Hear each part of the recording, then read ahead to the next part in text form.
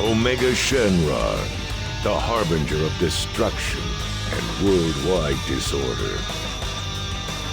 During his search for his enemy's whereabouts, the Dragon Radar signaled a location where 3 Dragon Balls could be found. Surely that is where he will find Omega Shenron. He then quickly headed towards the decisive battle where all his questions would be answered.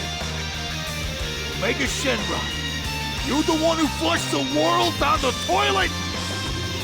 You must be the one with the silly idea of collecting all the Dragon Balls. And now you may hand them all over to me. Say what? Don't be a fool and try to resist me, or else I'll kill you where you stand. Hello and welcome to what should be the penultimate battle of the game, but as you'll see shortly, Hero Mode has ways of extending its length. Omega Shenron's history is complicated, but the thing you should know right away is that he shouldn't exist in this universe. In order for him to exist, all of the canonical events of Dragon Ball Z and Dragon Ball GT had to happen exactly as they would in those series. Which, if this is an alternate reality, that clearly didn't happen. I mean, Omega Shenron wouldn't even be alive if all of those events occurred. But let's humor the game. Let's say there's some possible explanation for this, even though there isn't. In no way would Omega Shenron need the regular Shenron in order to do anything. Omega Shenron is pretty much the most powerful being ever. He's the final boss, really, of Dragon Ball GT. So he was the end to the entire Dragon Ball series. And he was only beaten by Super Saiyan 4 Gogeta, I think.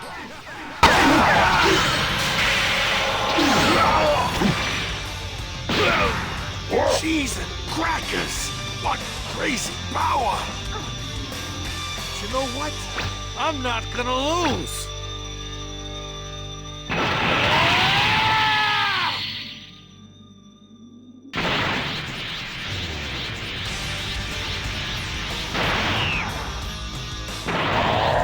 Now that we've gotten that Super Saiyan cutscene out of the way, we can actually talk about Omega Shenron's origins a bit more. So, if you haven't watched Dragon Ball GT, which that's fine, I assume a lot of people have not, Omega Shenron is the product of the negative energy from the Dragon Balls. You might wonder where this negative energy came from. Well, each time a positive wish is made with the Dragon Balls, as much negative energy is released as positive energy. Now, the negative energy would gradually be dispersed harmlessly, but as more and more threats to the Earth appeared more rapidly, there was less and less time for the negative energy to disperse as each wish was made. So eventually the negative energy collected into a Shadow Dragon, and that Shadow Dragon created 7 smaller Shadow Dragons, one of them being Sen Shenron, who transformed into Omega Shenron upon absorbing all of the Dragon Balls. So that may seem really convoluted, but I did just try to explain a relatively complex plot point in about a minute. I think it's actually pretty decent as far as inventing new villains goes. But yes, Omega Shenron wouldn't exist without every bad event that happened in Dragon Ball Z and Dragon Ball GT, so he shouldn't be here at all under any circumstance. Though there is a humorous conversation in Dragon Ball Xenoverse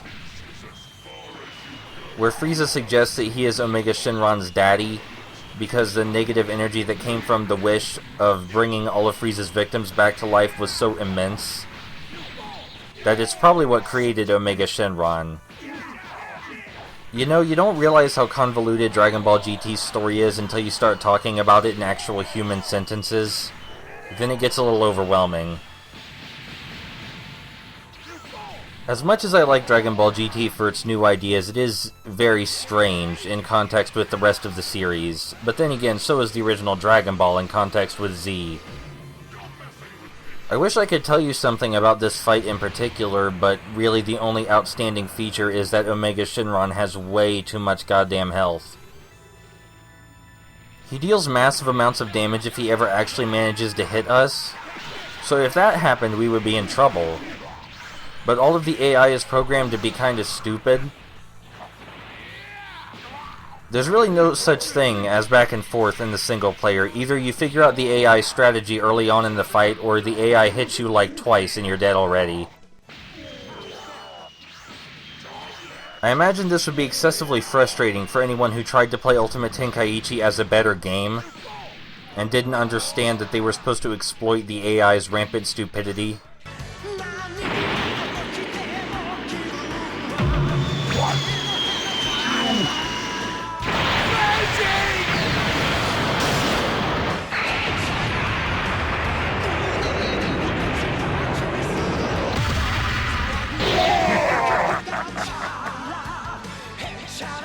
Impressive you're still alive. I'll admit you have some strength.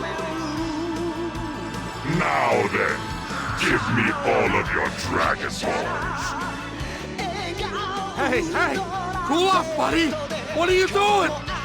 It must be a lot of work gathering up all those Dragon Balls. Is it not? Shame you'll have to start all over.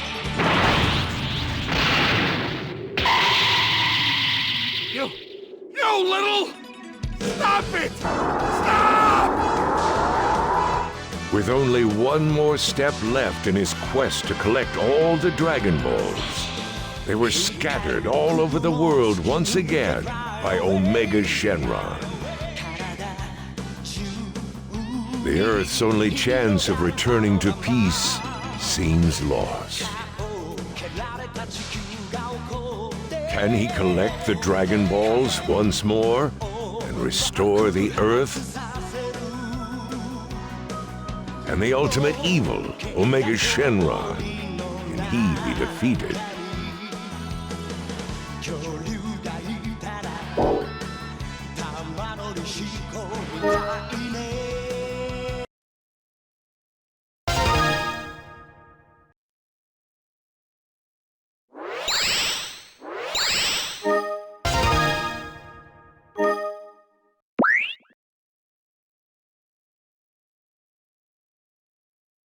So, the developers, and I imagine the producers, imagined that the game's hero mode was not very long at all, so they decided they were just gonna rescatter all of the Dragon Balls just to fuck with ya.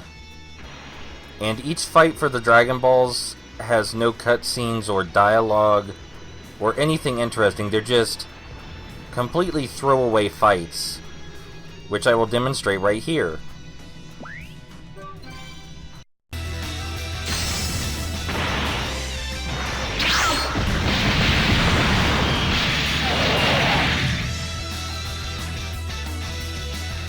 So what we're doing right now is we're fighting a Cyberman with almost as much health as Omega Shenron.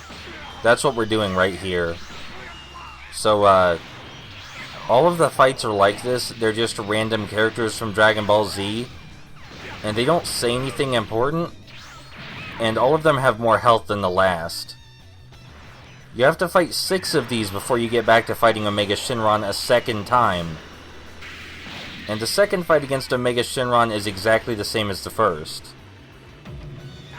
I'm sorry, all of the fights are the same. I don't know why I'm pretending they're not. I guess the second fight with Omega Shenron has new dialogue.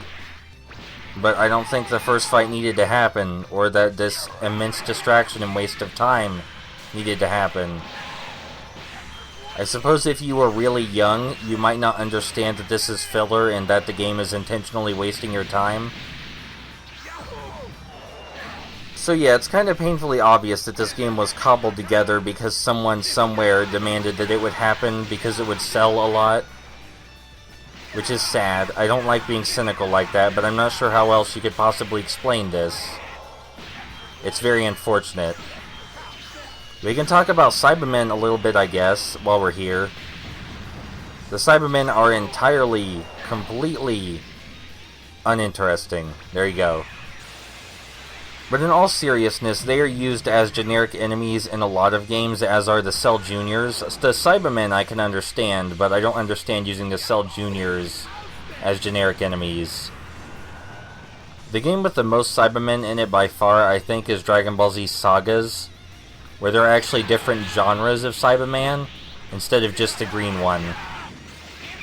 As bad as Dragon Ball Z Sagas is, I still think it's a lot better than this game as well, and I actually have a good time playing that one, even considering that it has some game-breaking glitches in it. Dragon Ball Z Sagas was made by an American studio for an American audience, and it's obvious they had little to no budget, but they were trying their best with what they had. And I think that's admirable. But in this case, I think it's obvious that Spike was stretched way too thin, way too fast. For a while, they were releasing Dragon Ball Z games in incredibly rapid succession, which ended with Ultimate Tenkaichi. And at some point, they had to break, you know? And I say this as someone who actually enjoyed Raging Blast 1 and 2.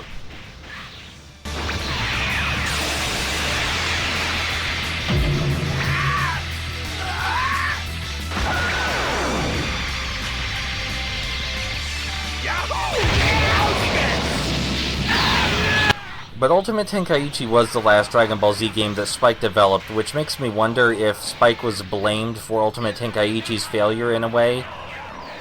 Because after Ultimate Tenkaichi, they passed the Dragon Ball Z series on to many different developers. Even Art Dink, which is a dinky little art studio, as their name would imply. I don't know why they got a hold of Art Dink to make Battle of Z, but that happened. I suppose Dimps is still making Dragon Ball Z games, and they've been here since Budokai, so... For some reason, the Cyberman is stuck at 1 health, even after I combo it repeatedly, and I wasn't sure why this was. At first I thought maybe it was an item the Cyberman was holding, but I can't tell you for sure because I can't pretend that I even know what half the items in this game do.